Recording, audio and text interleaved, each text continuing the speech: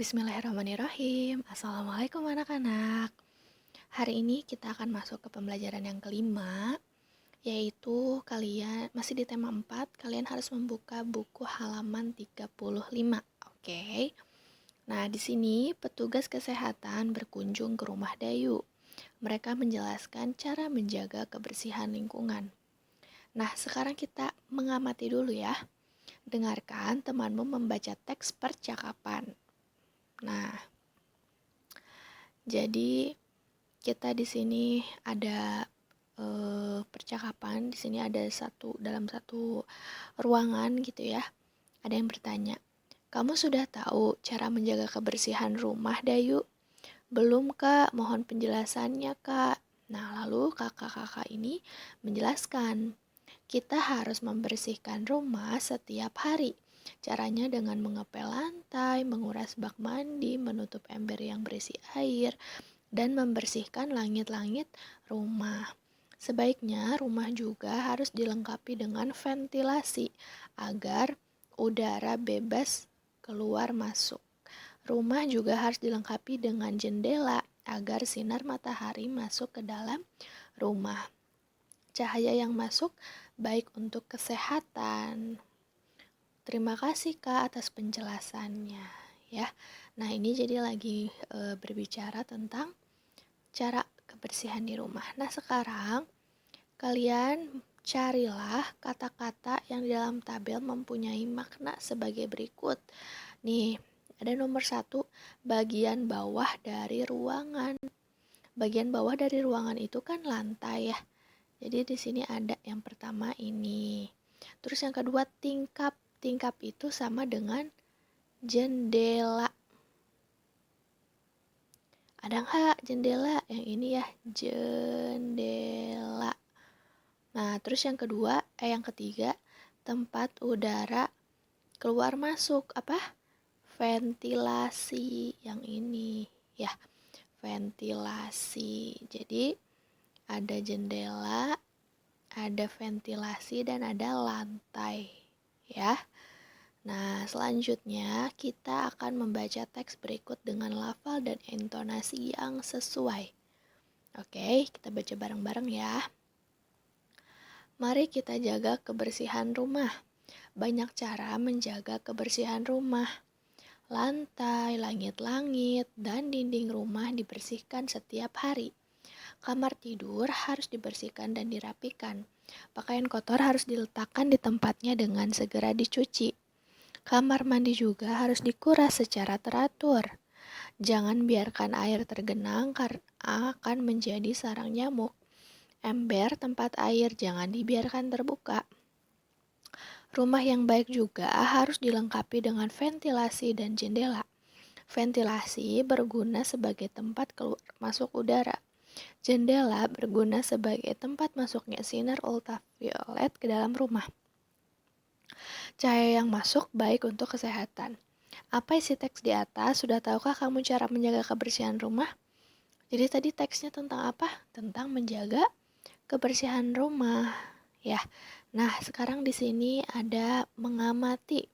Amati gambar di bawah ini dengan teliti nih. Ada yang sedang membersihkan kaca jendela, ada yang menguras bak mandi, mengepel dan membersihkan langit-langit rumah, ya. Nah, sekarang kalian tuliskan cara menjaga kebersihan rumah di rumah kalian. Misalnya, cara menjaga kebersihan rumah adalah dengan menyapu dan mengepel lantai setiap hari, misalnya gitu ya, membersihkan halaman, terus apalagi pokoknya kalian tuliskan cara-cara kalian menjaga supaya rumah kalian tetap bersih, oke? Kalian kerjakan ya, boleh dibantu dengan orang tua kalian. Terus selanjutnya, amati gambar kebersamaan Dayu dengan keluarga. Nih, di gambar yang pertama, Dayu sama keluarga lagi sama-sama nonton TV. Ya, menonton TV bersama. Terus yang kedua, sebelah kanannya, ayah Dayu sedang mengajarkan anak-anaknya. Terus yang ketiga, makan bersama. Terus yang keempat, bermain bersama. Ya, Nah, sekarang kalian tuliskan kegiatan yang menggambarkan kebersamaan dalam keberagaman di rumah. Nih, contohnya satu, makan bersama. Tadi apa? Menonton TV bersama, terus membersihkan rumah bersama-sama. Terus apa? Bermain misalnya ya. Belajar bersama-sama ya. Coba kalian tuliskan langsung.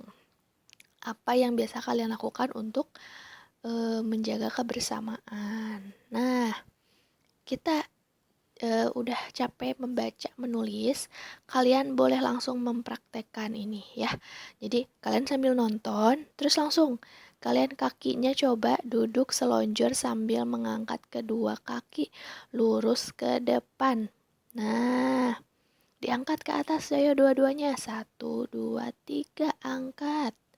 Oke, sekali lagi duduk dan angkat kedua kaki sambil dipegang seperti duduk di kursi goyang. Nah, kalian coba lakukan ini sebanyak 8 kali ya. Terus selanjutnya coba kalian nah sekarang HP atau laptopnya boleh disimpan. Kalian langsung sikap lilin boleh supaya nggak pegel-pegel. Yuk, sikap lilin, kedua kaki diangkat lurus ke atas. Gini ya, kakinya harus lurus. Oke. Pinter. Nah, sekarang kita masuk ke pembelajaran yang keenam. Dayu bermain peran menjadi dokter cilik. Ia menjelaskan tentang cara menjaga kebersihan pekarangan rumah kepada adiknya. Misalnya menjaga kebersihan halaman depan dan belakang rumah. Bacalah teks berikut dengan lafal dan intonasi. Tetap ya, kalian harus baca ini di rumah. Oke? Karena dengan kalian sering membaca, kalian juga nanti bacanya makin lancar. Hebat ya. Halaman 43. Pekarangan rumah bersih sehingga keluarga sehat. Itu judulnya. Pekarangan rumah, taman bagi keluarga. Pekarangan rumah, tempat bermain bersama kakak dan adik. Pekarangan rumah juga tempat menanam bunga dan tanaman obat keluarga. Tanaman bunga dan tanaman obat keluarga akan indah apabila dirawat. Kebersihan pekarangan rumah wajib untuk dijaga. Banyak cara yang dapat dilakukan untuk menjaga kebersihan pekarangan rumah. Halaman rumah harus sering disapu. Sampah-sampah yang berserakan harus dibuang ke tempatnya. Selokan harus dibersihkan agar air mengalir dengan lancar. Rumput yang mengganggu tanaman juga harus dibersihkan. Dengan demikian, pekarangan rumah akan bersih, asri, dan indah. Keluarga pun akan sehat. Nah, coba kita lihat lagi. Gambar 1, gambar 2, dan gambar 3. Kira-kira menurut kalian gambar 1 itu tentang apa? Dayu yang membantu ibunya menyapu halaman ya. Gambar 2 sedang apa? Mencabuti rumput ya. Gambar 3 sedang apa? Menanam misalnya, menanam tanaman atau ini membersihkan selokan mungkin ya. Ini bapaknya lagi ada di selokan. Nah, selanjutnya kalian tuliskan hasil pengamatan kalian berdasarkan gambar dalam bentuk laporan sederhana ya. Jadi laporannya misalnya cara menjaga kebersihan pekarangan rumah. Nah, pada gambar 1 gitu ya, dijelasin Dayu sedang membantu memasukkan sampah ke tempat sampah bersama ibu. Gambar 2, misalnya siapa?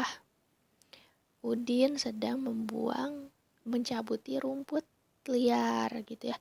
Kalian tuliskan di sini ya. Nah, selanjutnya boleh juga ditulis akibat manfaat dari persatuan dalam keluarga dan akibat jika tidak ada persatuan. Nih, di sini ya, lihat aduh tulisannya kecil. Nah, kalau misalnya ada persatuan, nanti akan ada pekerjaan cepat selesai. Terus apalagi? Terjalin kebersamaan gitu ya. Terus apalagi? Rumah menjadi bersih gitu ya kalau misalnya saling bekerja sama.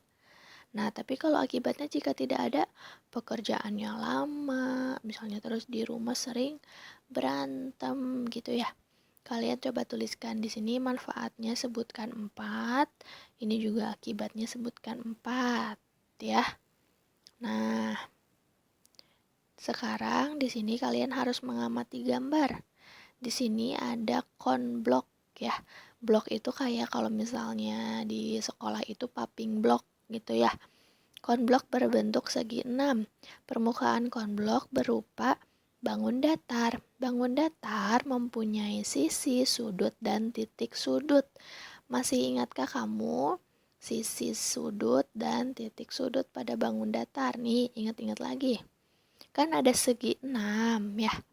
Ada sisi, sudut, dan titik sudut. Nah, ya. Jadi di sini lihat, kita hitung lagi sisinya. Sisinya ada berapa? 1, 2, 3, 4, 5, 6.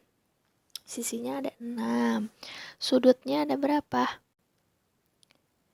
Sudutnya yang ini ya. 1, 2, 3, 4, 5, 6. Yang titik-titiknya. Nah, kita titik-titiknya. Jadi kalau dari sini, nah ini titiknya ya.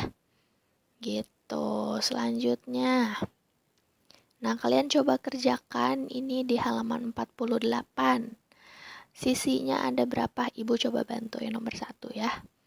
Nomor 1. Sisinya ada berapa? 1, 2, 3, 4, 5. Ada 5. Banyak sudutnya berapa? 1, 2, 3.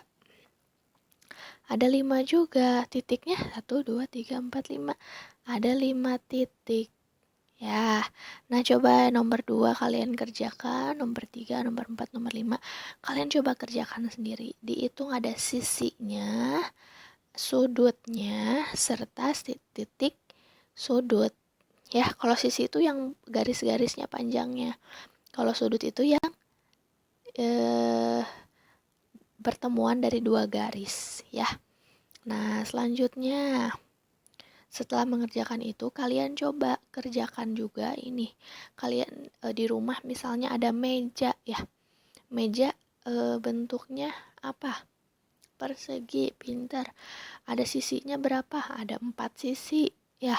Sudutnya ada 4, titik sudutnya ada 4. Terus misalnya apa lagi ya? Apa ya?